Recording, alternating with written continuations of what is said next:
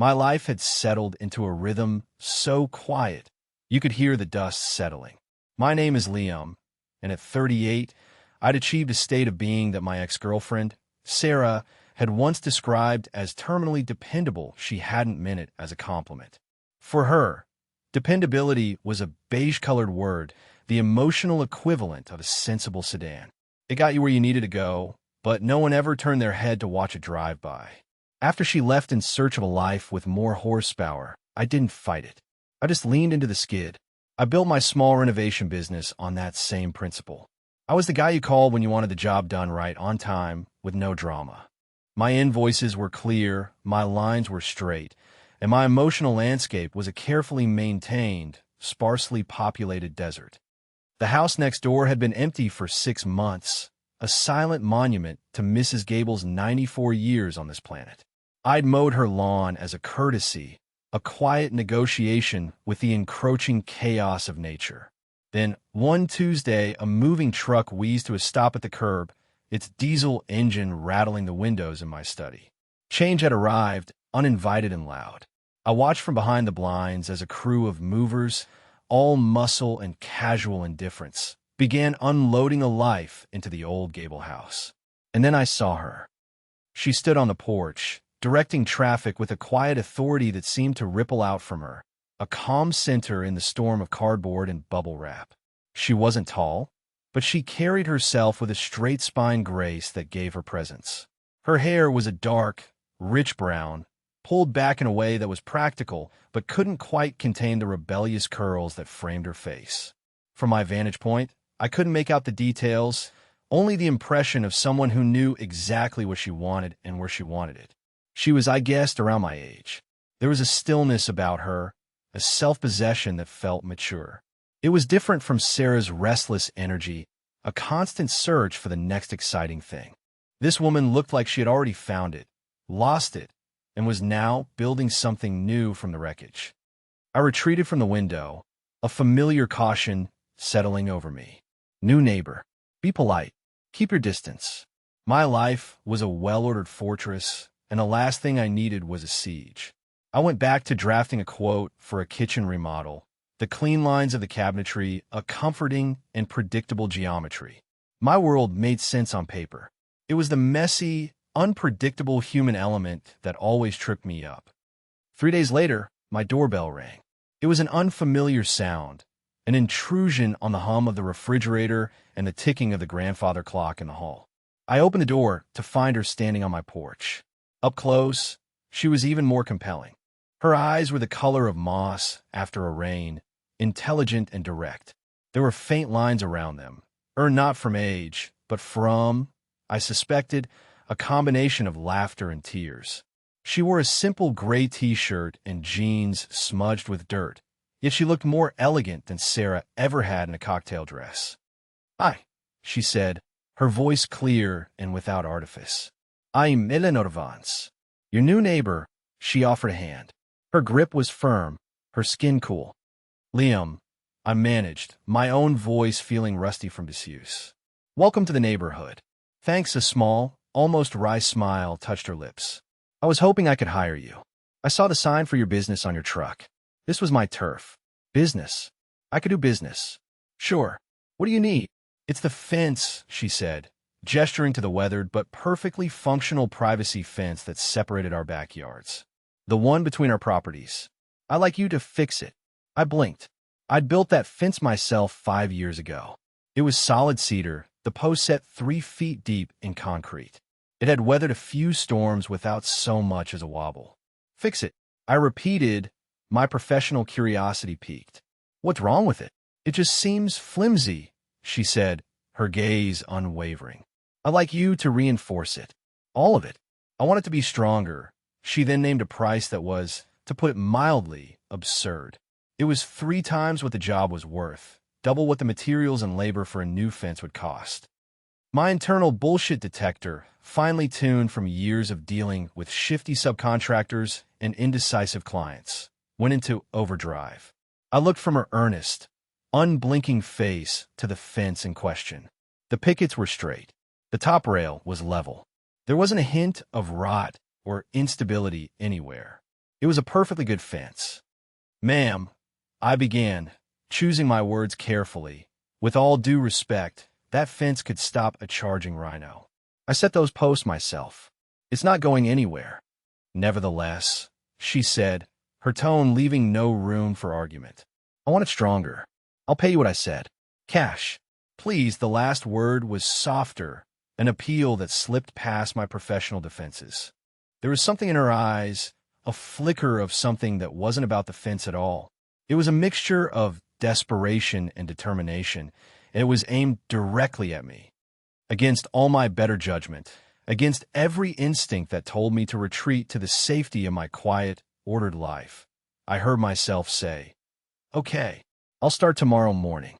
She gave me a nod, a real smile this time, and it was like the sun breaking through on a cloudy day. It lit up her whole face. "Thank you, Liam." As she walked back to her house, I stood in my doorway, utterly bewildered. I was a man who fixed things that were broken.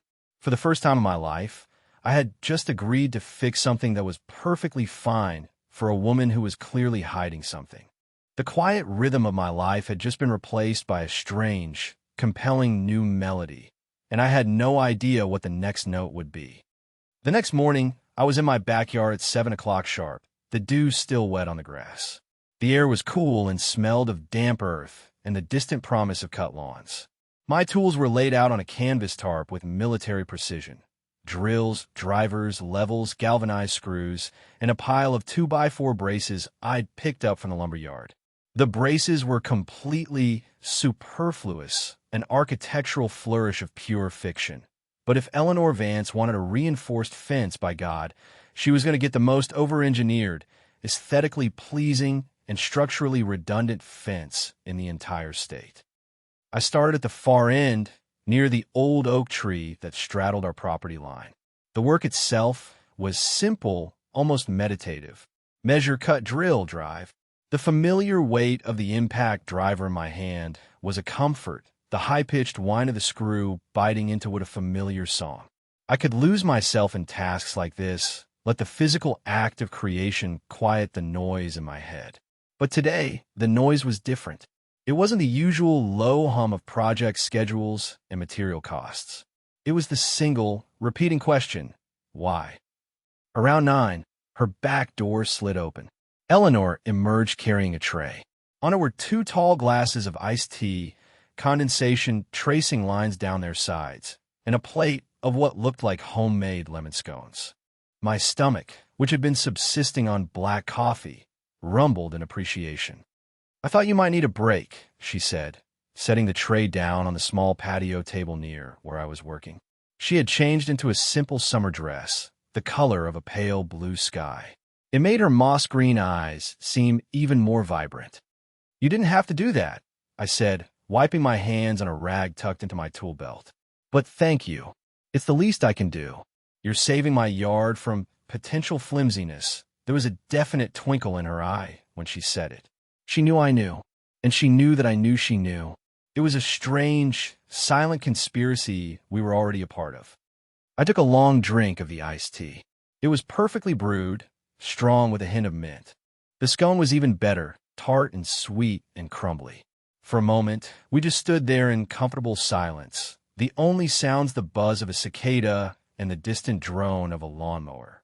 "So," she said, leaning against the rail of her deck, "you've lived here a while." It was the opening salvo of neighborly small talk. I knew the drill. Most of my life. Grew up a few towns over. "You do good work," she said, nodding at the section of fence I'd already reinforced with handsome, completely unnecessary cross-bracing. "Your lines are perfect." Coming from a client, it would have been a standard compliment. Coming from her, it felt different. It felt like she wasn't just looking at the wood and screws. She was looking at the care I put into it. "I try," I said, the words feeling inadequate.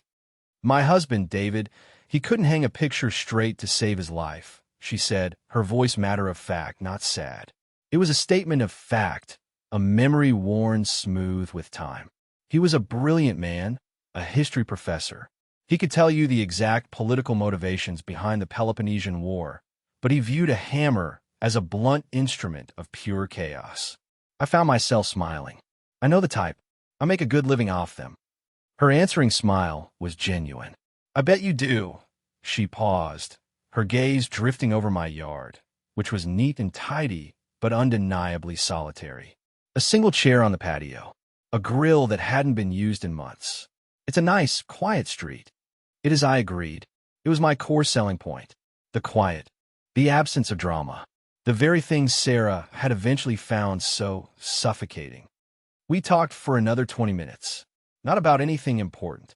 We talked about the brutal summer heat, the best local place for pizza, the way the ancient oak tree dropped its acorns with the force of tiny missiles every autumn.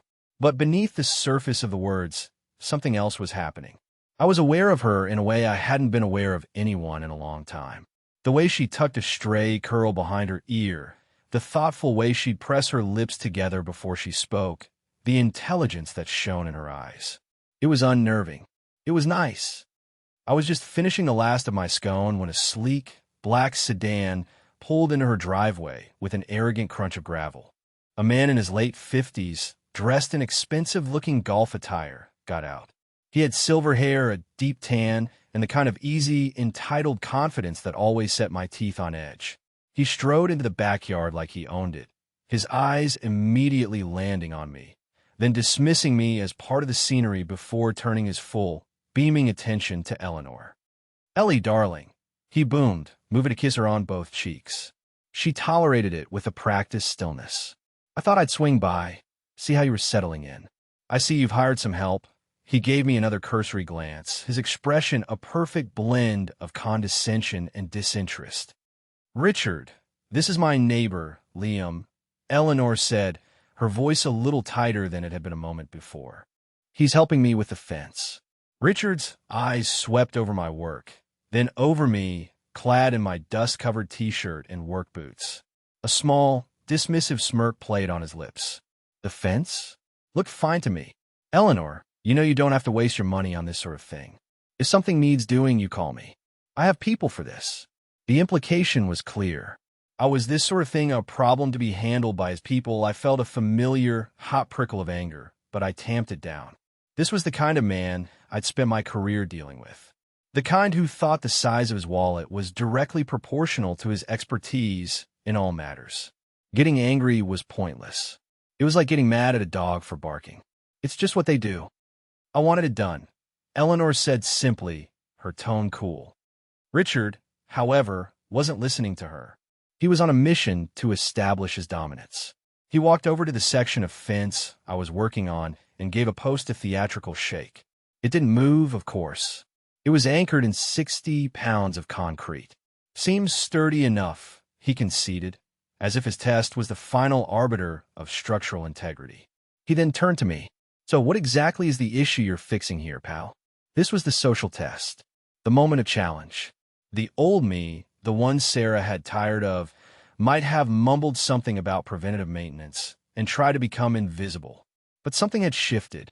Maybe it was the way Eleanor was watching me, her expression unreadable but attentive. Maybe it was the quiet insult of being called pal by this preening jackass. I decided to meet him on his own field. Bullshit. I put down my drill, wiped my hands slowly on my jeans, and looked Richard directly in the eye. "It's a tension issue with the substrate," I said, my voice calm and professional. Given the age of the original install and the hydro gradient of this particular yard, we were seeing some premature shear stress on the post footings.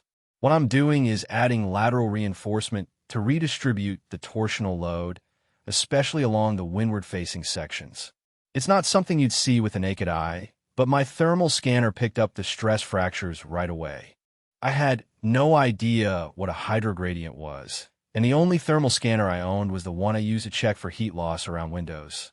But I delivered the lines with the unshakable conviction of a surgeon explaining a complex procedure. Richard stared at me, his mouth slightly agape. The barrage of technical-sounding jargon had hit him like a stun grenade. He had no frame of reference, no way to challenge it without revealing his own ignorance. He was a man used to being the smartest person in the room, and I had just changed the language to one he didn't speak. "Ah," he said, recovering slightly. "Right? The torsional load. Of course. Well, Good. He patted the unmoving post again, a little less confidently this time. He looked from me to Eleanor, his power play completely deflated.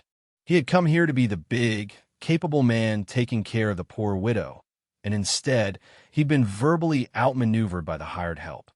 He made his excuses a few minutes later, something about a tea time he couldn't miss.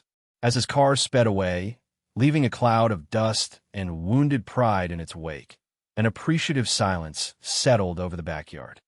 I picked up my drill, ready to get back to the comforting simplicity of the work. The hydro gradient. I looked up.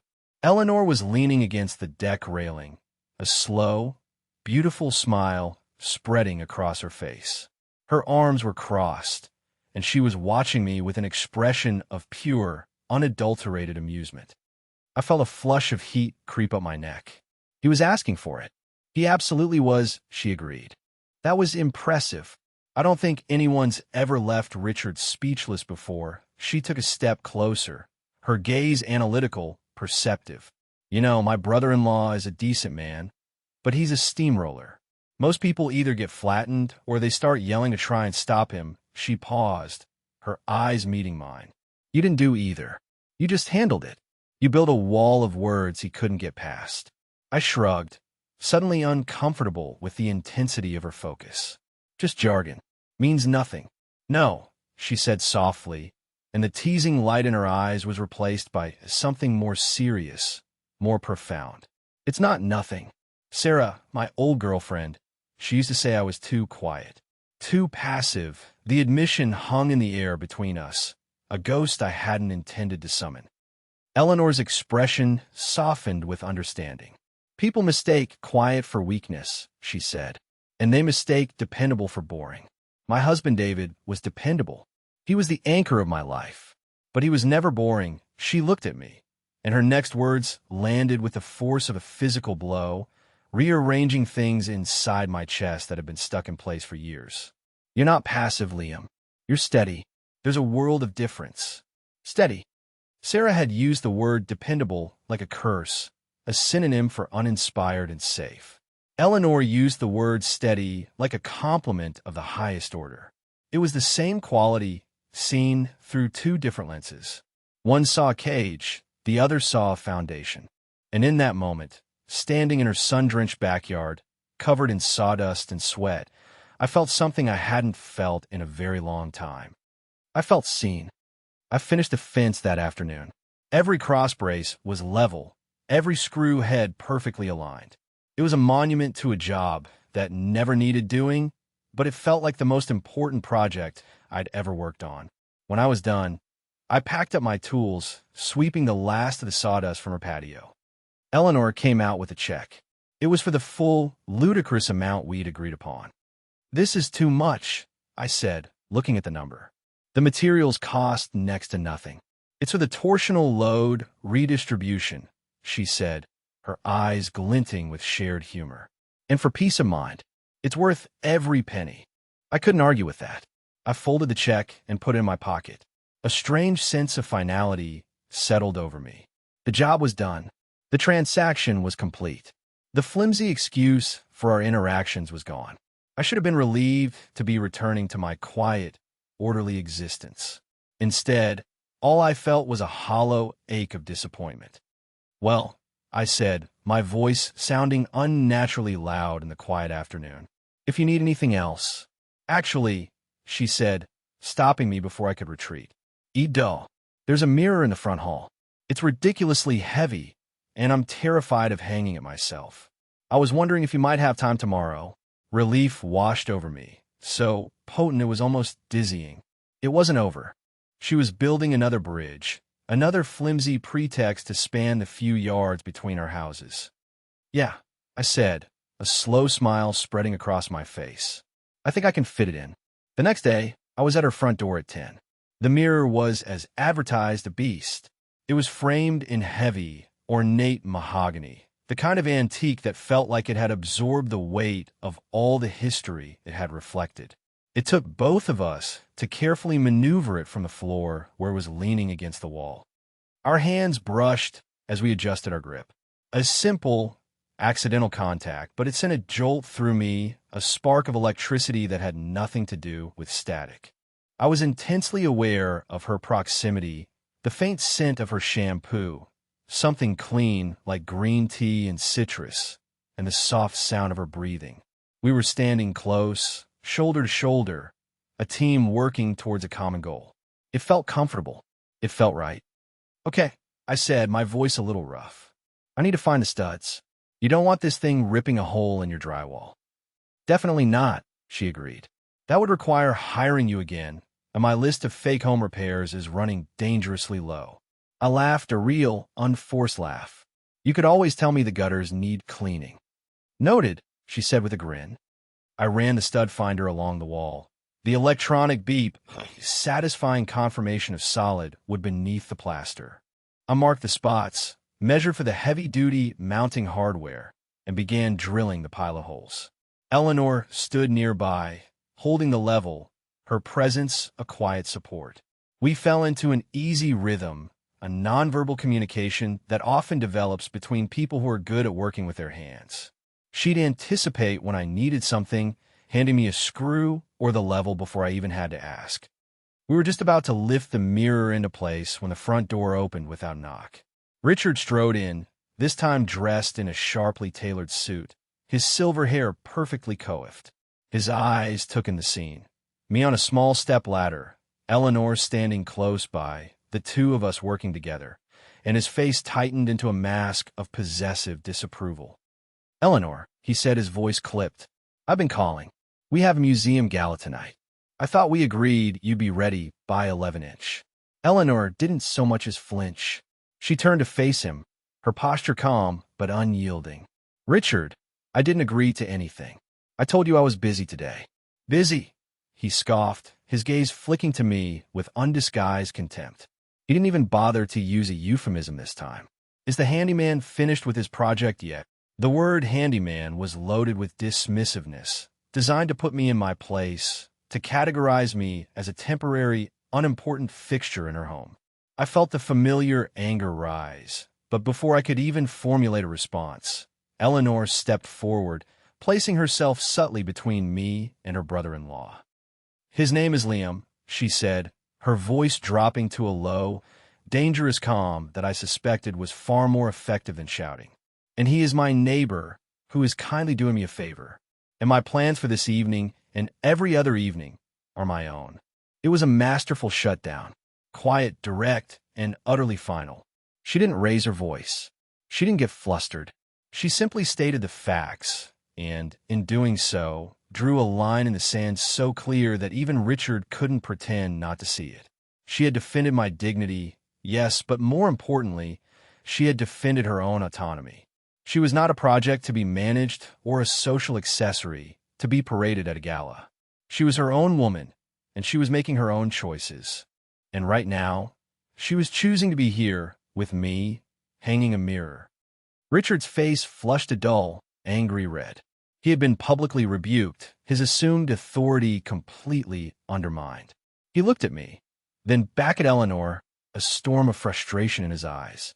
He opened his mouth, as if to argue, then seemed to think better of it.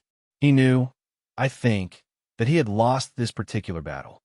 "Fine," he snapped, turning on his heel. "But don't come crying to me when you realize you're in over your head, Eleanor. David would have wanted you to be more careful." He slammed the door behind him, the sound echoing in the suddenly silent hallway. The air was thick with the aftermath of the confrontation. The unspoken words, the bruised egos, the newly defined boundaries. I was still on the stepladder, drill in hand, feeling like an intruder in a deeply personal drama. I should leave. I should make an excuse and get out. Retreat to the safety of my own quiet house. I looked down at Eleanor. She was still standing in the same spot, her back to me, her shoulders rigid. She hadn't moved. I could see the slight tremor in her hands. Her calm exterior was a shield, but the battle had taken its toll. "Eleanor," I said softly. She took a deep breath and slowly turned to face me. The formidable strength was still in her eyes, but now it was mingled with a profound weariness and a flicker of something else. Vulnerability. The stakes of our tentative, undefined connection had just been laid bare. Getting to know me came with a cost. It came with conflict. It came with men like Richard slamming her door and throwing her late husband's memory in her face. We just looked at each other for a long moment. The question hung in the air, unspoken but deafening. Is this worth it? The mirror, she said finally, her voice a little shaky but determined. Let's hang the mirror. And in that simple, declarative statement, she gave me my answer. Yes, it was worth it. We lifted the heavy mirror together, our movements synchronized and careful. We settled it onto the mounting brackets, and it clicked securely into place. We both stepped back to look. It hung perfectly straight, reflecting the light from the open doorway, making the small hallway feel larger and brighter. It was a solid, tangible accomplishment in the wake of an ugly, intangible conflict. I gathered my tools, the silence between us no longer awkward, but full of a new, fragile understanding. I was at the door, my hand on the knob, when she spoke. Liam, wait. I turned. She was standing by the mirror, her reflection beside her. Come over tonight, she said. It wasn't a question. It was a quiet, firm invitation. For a drink. On the patio. As a proper thank you. You don't have to thank me, I said. I know, she replied, her eyes meeting mine in the reflection. I want to. The evening was warm, the kind of summer night where the heat of the day lingers in the pavement and the air is thick with the scent of night-blooming jasmine. I walked across the lawn that separated our houses, the grass cool and damp under my shoes. The fence I had so diligently fixed stood between our properties, no longer a barrier, but a landmark, the starting point of our story.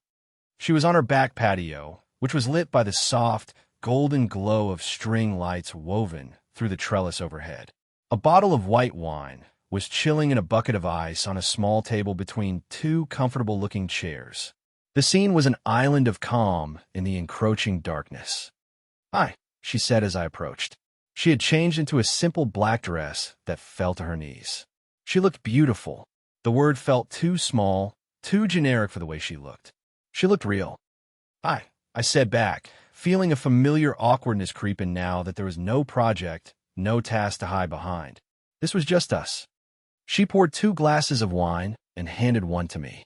Our fingers brushed, and that now familiar spark crackled between us. I took a sip of the wine. It was crisp and cold. We sat in a comfortable silence for a few minutes, listening to the symphony of crickets. She was the one who broke the silence, her gaze fixed on the fence. You knew that fence was fine, didn't you? There it was. The truth laid bare. There was no point in pretending anymore. I had my suspicions, I admitted, a small smile playing on my lips.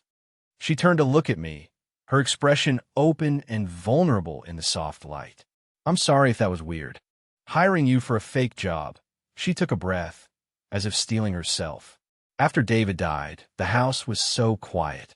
He was sick for a long time, and the quiet then was different. It was a waiting quiet, a heavy quiet. After he was gone, it just became empty. She looked down at her hands, which were wrapped around her wine glass.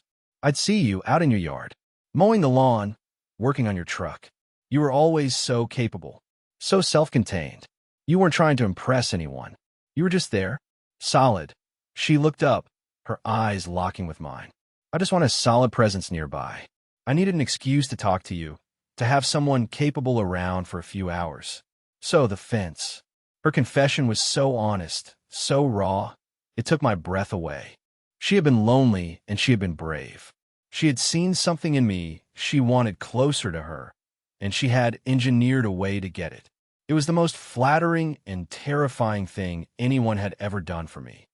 My brother-in-law, she continued, a flicker of frustration crossing her face. Richard thinks I'm fragile.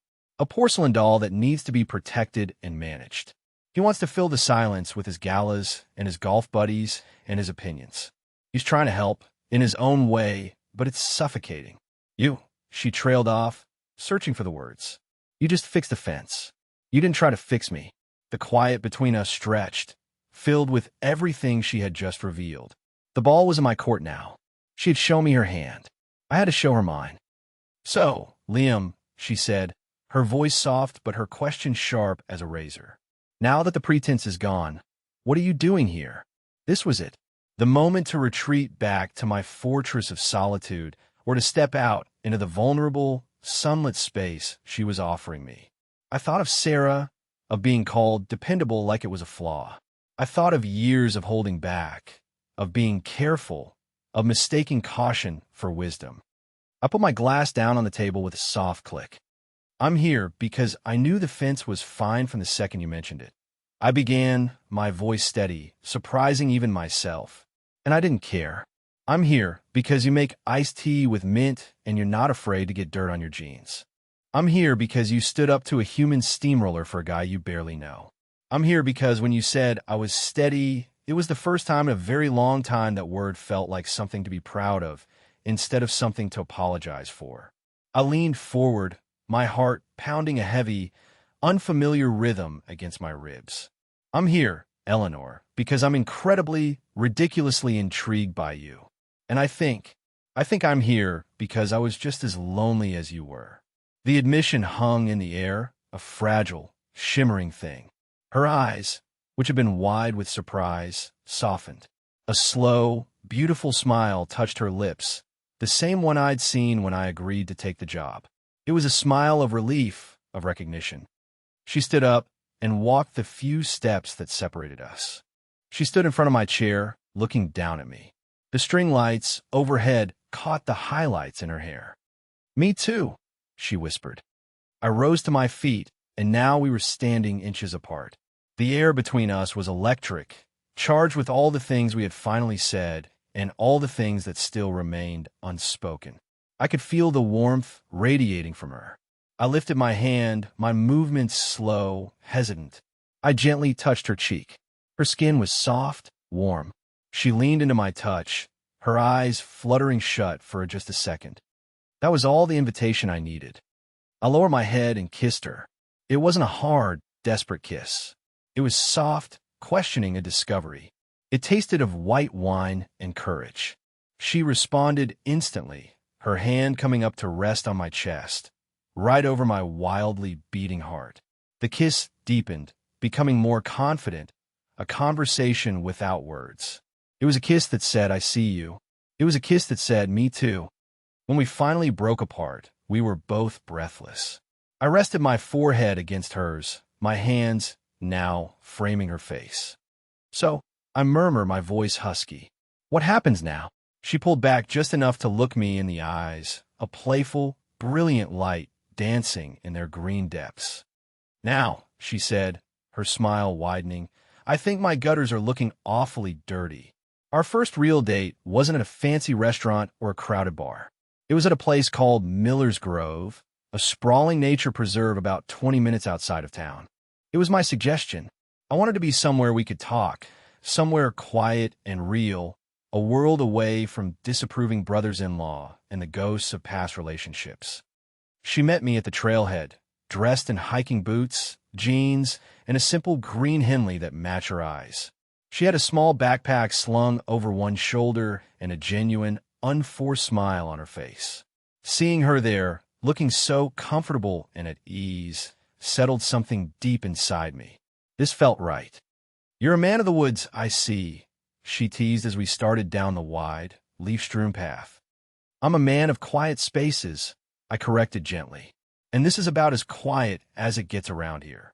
The air was cooler under the canopy of ancient oaks and maples, the sunlight filtering through the leaves in dappled patterns on the ground. The only sounds are the crunch of our boots on the trail, the chatter of a distant squirrel, and our own voices. And we talked. We really talked. She told me about growing up in Chicago, the daughter of two architects, which explained her innate sense of line and form. She told me about meeting David in a dusty university library, a whirlwind romance built on late-night debates about Roman history and shared cups of terrible vending machine coffee. She spoke of him with a deep, abiding affection, but also with an honesty that was startling. "I loved him," she said, her gaze on the path ahead. "But being married to a brilliant mind can be isolating. He lives so much up here," she tapped her temple. "Sometimes I felt like I was just a spectator in his life." And when he got sick, I became his nurse, his caretaker. They just got lost somewhere along the way. By the end, I was so tired. I listened, not offering platitudes or easy reassurances. I just gave her the space to say the things that had probably been bottled up inside for years. I understood in a different way. I knew what it felt like to be a supporting character in someone else's story. Sarah wanted a leading man. I found myself saying, the words coming more easily than I expected. Someone who made grand gestures. I'm more of a behind-the-scenes guy. I make sure the set doesn't fall down. There's no show without you, Eleanor said quietly, turning to look at me. People forget that. They just see the actors on stage. We walked for over an hour, the conversation weaving seamlessly from the profound to the ridiculous. We debated the definitive best movie of the 1980s. She argued for The Princess Bride. I made a strong case for Blade Runner. And she told me a hilarious story about accidentally dyeing her hair purple in college. I told her about the summer I spent working on a fishing boat in Alaska and the time I almost burned down my parents' garage trying to build a go-kart. I felt a lightness in my chest, an expansion. I was sharing parts of myself I had kept locked away, not out of secrecy, but because no one had ever really bothered to ask for the key. With Eleanor, it felt like she didn't even need a key. She just saw the door and waited patiently for me to open it. We reached a small, clear lake at the center of the preserve and found a secluded bench overlooking the water. She pulled 2 bottles of water and a bag of apples from her backpack. We sat side by side, our shoulders almost touching, and ate the apples in a comfortable, companionable silence. "This is nice," she said, her voice soft. "Just this. No drama. No expectations. My life is a drama-free zone," I said with a wry smile. "It's my primary selling feature." "It's a good feature," she said, bumping her shoulder against mine. "Underrated, in my opinion." On the walk back to the parking lot, as the afternoon sun slanted through the trees, my hand found hers. It wasn't a planned gesture. It just felt like the most natural thing in the world. Her fingers laced with mine, a perfect fit. We walked the rest of the way like that, hand in hand, 2 quiet people who had found a shared language in the spaces between words. The days that followed settled into a new, wonderful rhythm. The fence between our yards became a permeable membrane. I'd be working in my garage, and she'd appear with a cup of coffee. She'd be struggling with a stubborn weed in her garden, and I'd wander over with the right tool for the job. Our lives began to merge in small, unassuming ways. A bottle of her favorite wine appeared in my wine rack. My heavy work jacket was left draped over one of her kitchen chairs. We didn't talk about it. It just happened. Her house, which had initially felt so empty, began to fill with the sounds of our laughter. My house, which had been a fortress of solitude, began to feel like a home. One Saturday, I was doing some long overdue work on my own kitchen, replacing a leaky faucet that I'd been ignoring for months. She came over and simply sat at the kitchen table, reading a book, content to just be in the same room. "You know," she said, looking up from her page, "if Richard could see me now, he'd have an aneurysm. Eleanor, you can't possibly be spending your Saturday watching a man engage in plumbing." She mimicked his booming, condescending tone perfectly. I laughed, tightening the final connection on the new faucet. "What does he think you should be doing? Attending a charity luncheon?" "Probably," she said with a sigh. "Or getting my portfolio reviewed. He's convinced I'm going to squander David's inheritance on things like overpaying for unnecessary fence repairs." "It was a very necessary fence repair," I said solemnly, wiping my hands on a rag. "It was a matter of extreme torsional load." She threw a dish towel at me, her laughter echoing in the small kitchen. And in that moment, surrounded by the mundane reality of pipes and wrenches and domesticity, I felt a surge of pure, uncomplicated happiness. This was it. This was the excitement Sarah had been looking for, but she'd been looking in all the wrong places. It wasn't about grand gestures or dramatic events. It was about finding the one person who makes watching a faucet repair feel like an adventure. We cooked dinner together that night. It was a chaotic, flour-dusted affair. We got in each other's way, argued playfully over how much garlic was too much garlic, There is no such thing, I rightly insisted, and ended up with a meal that was slightly burned but tasted like victory.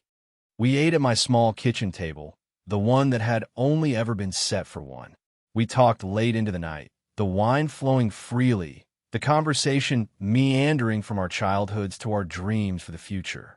I learned that she had always wanted to learn pottery. I admitted that I had a half-finished novel sitting in a drawer, a detective story I'd been tinkering with for years. As she was getting ready to leave, a yawn escaping her, she paused at the back door. She looked around my kitchen, at the 2 wine glasses in the sink, the 2 plates on the table, her book still sitting where she'd left it. "You know," she said softly, "your house is good bones." "Thanks," I said. "I try to keep it maintained." "No," she clarified, stepping closer and placing a hand on my arm. "I mean, it's a good, solid foundation. It's just been waiting for someone to decorate." She leaned in and gave me a soft, lingering kiss. "Good night, Liam." I watched her walk across the lawn, the motion sensor light on her porch flicking on to welcome her home. I stood there for a long time, my hand on the doorframe, a slow smile spreading across my face. My quiet, orderly, beige-colored life was suddenly bursting with color. And it was all because of the woman next door, the woman who had seen the foundation and wasn't afraid to build something beautiful on top of it. 2 years later, the fence stands between our yards, a silent, weathered monument to our beginning. The cedar has faded to a soft, silvery gray, but the braces I installed are as solid as the day I put them in. They were unnecessary then, and they are unnecessary now, but I would never dream of taking them down. They are a part of our story. Our story. It's a phrase I still get used to. My life is no longer just my life. It's ours after a few months of leaving things at each other's houses. We finally admitted the obvious, and I officially moved in with Eleanor. My quiet house next door is now a rental, providing a nice, steady income. Richard had protested, of course. There was a tense dinner where he laid out all the reasons it was a foolish, hasty decision. Eleanor listened patiently, and when he was done, she simply took my hand, looked him in the eye, and said, "I am happy, Richard. You should try it sometime." He's been less of a steamroller ever since, more of a mildly inconvenient golf cart. Eleanor's house, which I once thought of as the old Gable place, is now our home. My tools have a dedicated, organized space in the garage. Her pottery wheel, a birthday gift from me, has its own corner in the sunroom, often spattered with clay. My half-finished novel is now a finished one, sitting on her nightstand. She's my first and most enthusiastic reader. We have filled the empty quiet with the sounds of life. Music playing in the kitchen, the rhythmic thud of vegetables being chopped on a cutting board, the low murmur of conversation late into the night. We have decorated the foundation. Tonight is one of those perfect late summer evenings. The air is warm and soft, carrying the scent of cut grass and the charcoal from a neighbor's barbecue. We're on the back patio, the same patio where she first told me the truth about the fence, the same patio where we first kissed. A bottle of wine sits between us, and the string lights I rehung last spring cast a familiar golden glow. Eleanor leans back in her chair, a contented sigh escaping her. She's wearing my old, ridiculously soft sweatshirt, the one with the faded logo of a hardware store that went out of business a decade ago. On her, it looks like high fashion. She gestures with her wine glass towards the fence. "Best money I ever spent," she says, the familiar, teasing glint in her eyes. "An investment in superior torsional load redistribution," I reply, playing my part in our favorite joke. "It's a blue-chip stock in the portfolio of backyard stability." She laughs, the sound as warm and familiar as the evening air. She reaches across the small table and takes my hand. Her fingers, strong and capable from hours at the pottery wheel, lace through mine. Her touch is no longer a jolt of surprising electricity. It's a steady, comforting current that powers my world. "You know," she says, her voice growing softer, more serious. "I was so scared that day I came to your door. I felt like such a fraud, inventing a problem that didn't exist." "It wasn't a fraud," I say, squeezing her hand. "You had a problem. Your neighbor was a reclusive grump, and you needed a way to break through his defenses. Was I that obvious? She asked with a small smile. You were that perceptive, I correct her. You didn't see a broken fence. You saw a broken person, or at least a person who was stuck. She brings my hand to her lips and kisses my knuckles. I just saw a good, steady man who deserved to have someone bring him iced tea. We fall into a comfortable silence, watching as the first stars begin to prick the deep violet sky. In the distance, a dog barks, and the laughter of children playing fades as they're called inside for the night. This quiet is different from the one I used to live in. It isn't empty. It's full. It's full of shared history, of inside jokes, of the comforting, unspoken knowledge that the person sitting across from you knows you completely, your flaws, your fears, your half-finished novels, and loves you not in spite of them, but because of them. I look at her, her face illuminated by the soft glow of the lights, her eyes full of a love and understanding I once thought was the stuff of fiction. I think about the man I was 2 years ago, a man convinced that being dependable was a consolation prize, that his quiet nature was a liability. I was a man who had built a fortress around his heart and called it a home. Eleanor didn't storm the fortress. She didn't demand entry. She just showed up at the gate with a ridiculous story about a fence and a plate of lemon scones and the quiet, unshakable belief that the man inside was worth knowing. She didn't fix me. She just saw me, and that was all it took to make me want to open the door myself. I love you, I say, the words as easy and natural as breathing. Her smile is radiant, the one that still makes my heart skip a beat. I love you too, she says, my steady, dependable man. And this time, it sounds like the greatest compliment in the entire world. Have you ever felt like you had to create a reason just to talk to someone you were interested in? That feeling of wanting to bridge a gap, but not knowing how. So you invent a broken fence of your own. What's the boldest thing you've ever done to get someone's attention? Tell me your story in the comments. I read every one. If you like this one, leave a like, subscribe, and I'll see you in the next.